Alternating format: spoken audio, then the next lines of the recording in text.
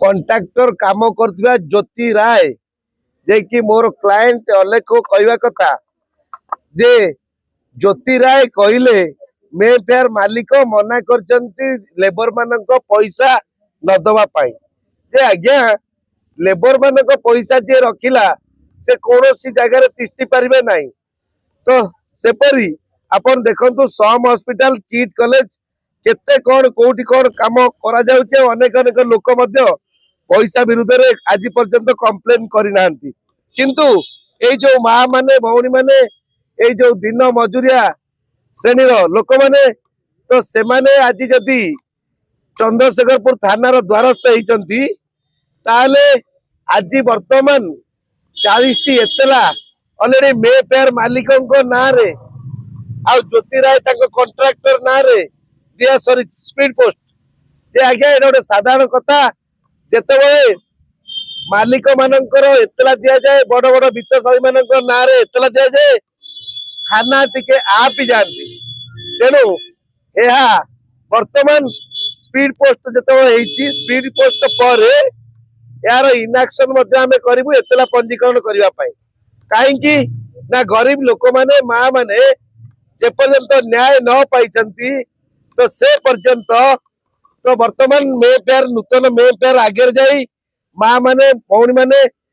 रास्ता रे बसिबे अवरोध करिवे बोली से माने जणैचंती आग थाना रे एतला देवाक आछन। तेणु आपण माने ओडिशावासी समस्त जानतु जे गरीब माँ मानक पैसा रे मे फेयर चलुची कि गरीब माँ मानक पैसा रे मे फेयर नूतन मे फेयर सड़सिबार तैयारी होउची। तेणु आज समस्त जनसाधारण मे फेयर मालिक सरकार गेला पुई वर्तमान से जाउचंती राज्यसभा को बोली समस्त कहउचंती किंतु एते भल मनीष को राज्यसभा पठाउथिबा सरकार